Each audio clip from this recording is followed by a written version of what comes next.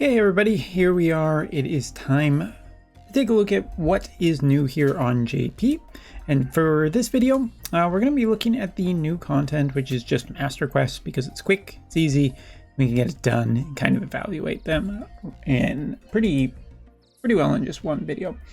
All right, so for today's video, also, we are taking a look at some limited time units, and there is one unit I do not have available, so I am going to be showing an older version of her because, as it turns out, there's just not a repeat banner for them at the moment. There's very little in the way of banners here on JP, so not particularly crazy about having an update for certain characters that are just not made available that often. I feel like you should probably do a little bit better and at least, you know, throw them up on a temporary banner. But hey, opinions, what you gonna do, right? So first off, new Lucio has gotten his master ability 2. We're gonna be starting with 2s today. All attribute resistance up by 5. Own range attack resistance also increased by 5, and single target attack resistance penetration rate increased by 20. Nice little upgrade for him, you know, just on the freebie.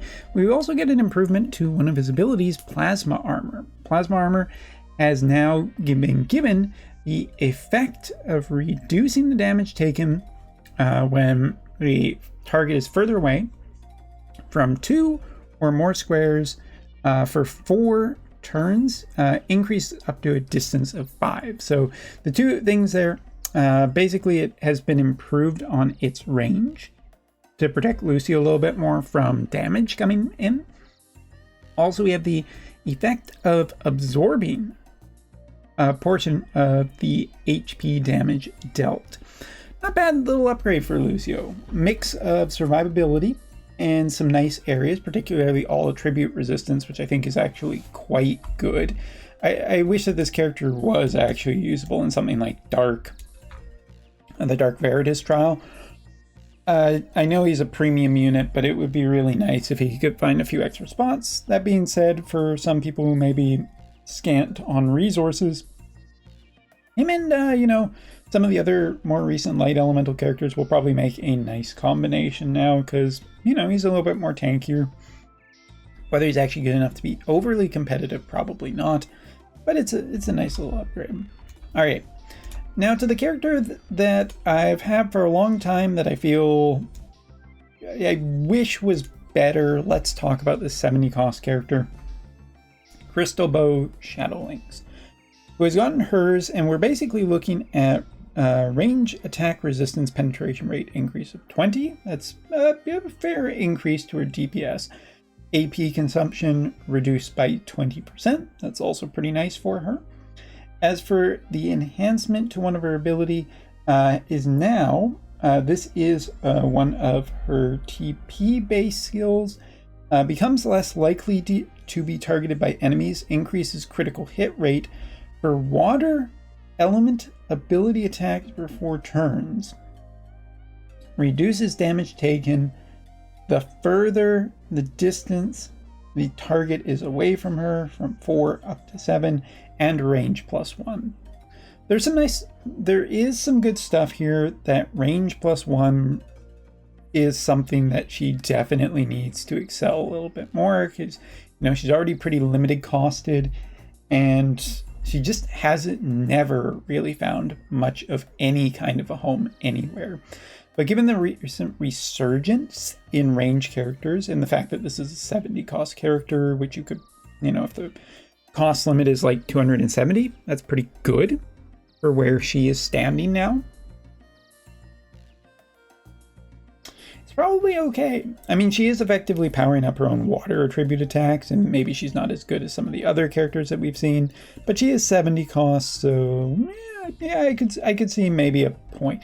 Doesn't seem amazing to me for whatever reason. Possibly just because of Fawcett and some of the newer gunners that are doing way more stuff than she is. And this is just like a patch more than a fix, it feels like. But limited time or limited cost events might be just the place for her. Okay. Now, the character that I don't have, so I am going to show the older version of her, but we are talking about Moonfist Kitone, who is the, just the opposite of Shadow Lynx on the other side from the same another story event for people who are curious what I'm referring to.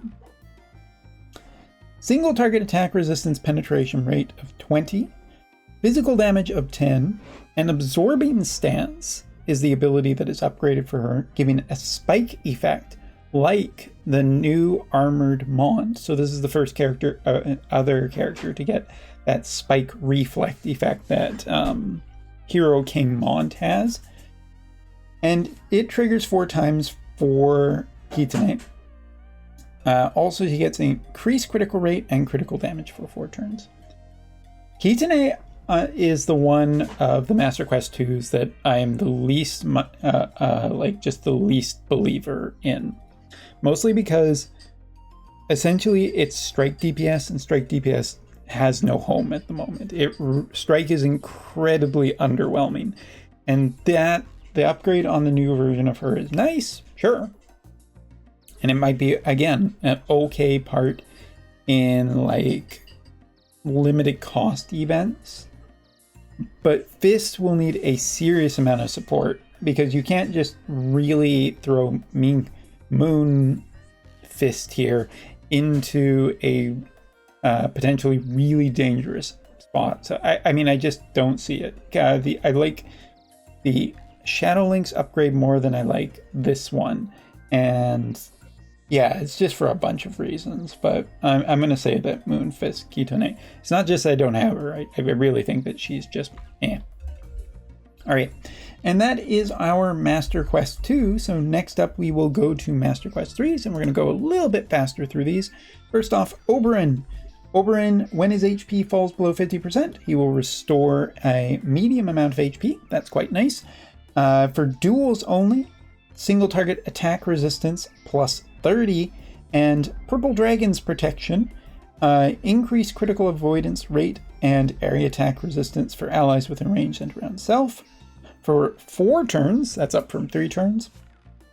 Also gives him survives a fatal blow or a fatal attack, increases defense penetration rate. That defense penetration rate is listed as actually increasing area attack resistance penetration rate, and stun activation rate for 4 turns.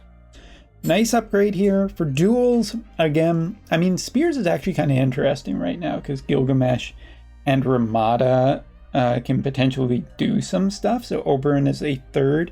As a 100 cost character, he does feel a little bit potentially too old, but 30 extra single target resistance ain't bad.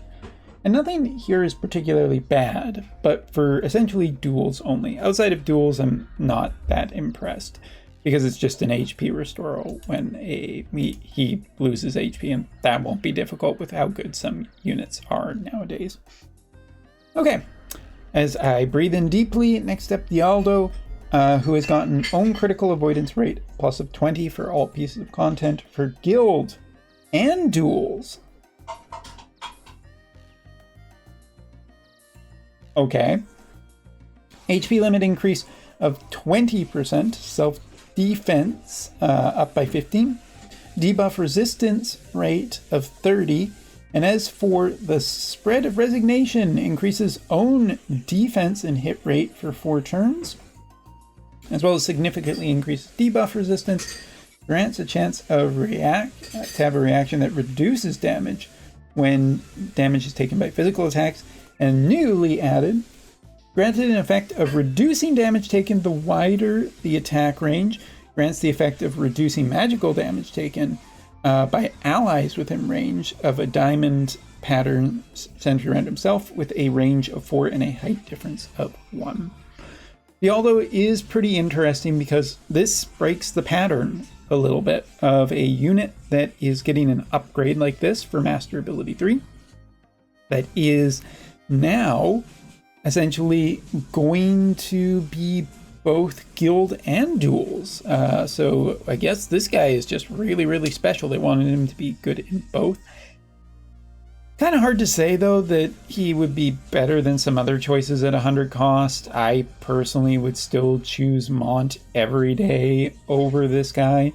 And yeah, I mean, like, maybe they're trying to just make a really defensive, strong team with Fawcett. That might be interesting, so I'll keep an eye on that. I don't know. I don't hate this upgrade because it's pretty tanky for a tank character, but I just wonder if it's too far gone and they're just not interested in that. But kind of weird that this one is one that they decided, hey, he can do 2 pieces of content. Other people, not so much. Next up, one of my still absolutely one of my favorite units in terms of design in the entire game. Preen, magic attack resistance of 20, gives an effect of reducing physical damage taken the further the target is away from 3 squares or more, increased to a max distance of 6. So some decent survivability there, though she is probably having a hard time against some of the new DPSs that are out there. For guild battle only, physical damage up by 10%. Enhance the power of water, increases your own range attack resistance penetration rate for 4 turns, greatly increases your attack, and reduces AP consumption, and removes the target's protect before attacking. So that ability, it's interesting. It seems like penetration rate is increased as well as attack power, which is kind of cool. But again, I feel a similar complaint to what we were talking about Kitsune, of just like, this needs way more support than this. They need vision cards. They need a lot of stuff before I get too excited. And I don't know, I'd be probably more happy if this was a quest-based thing at this point, but this is another story character where they only got 1 piece of content, where Dialdo got 2. So I guess Dialdo is just somebody's favorite on the design team. And our last one in the shadows is Shadow Lynx. Regular Shadow Lynx has also gotten an upgrade for Master Ability 3, which is basically own attack plus 20%, evasion rate plus 20, and critical damage increased to 40% for quests only. And it's fine. Good for people who are, I guess, who are still need to do selection quests. Other than that, not much else to talk about here. So my standouts for the master abilities this time around, I mean, for whatever reason, Dialdo is just the one who seems to be, congratulations, you got a bunch of extra stuff. As for master ability 2s, probably Lucio is my favorite. Maybe for limited cost I'd put Crystal Bow Shadow Lynx as my other favorite, but in general I think Lucio has the best chance of anyone of kind of being resurgent, because I do see him sometimes. Doesn't do super well, but there's something here, at least for him, unlike a bunch of other stuff. Now, to close out on this video, I'm just going to make mention of one other thing, which is that we are currently week 2 here on JP, and these were the upgrades that we got. Week 3 will be the Valentine's units, all getting a upgrade, so we'll take a look at that. And week 4 will be Soul, Howlet, Bronwill, and Ramada for Master Ability 3s. Now, this is interesting, mostly because I haven't heard anything for Master Ability 2s for the rest of the month, which could very well mean that we are at collaboration very soon, maybe even as of next week. And that will have some new upgrades for some older characters of the Final Fantasy numerical variety. So that's all for now. Thanks so much for watching. Take care and see you later.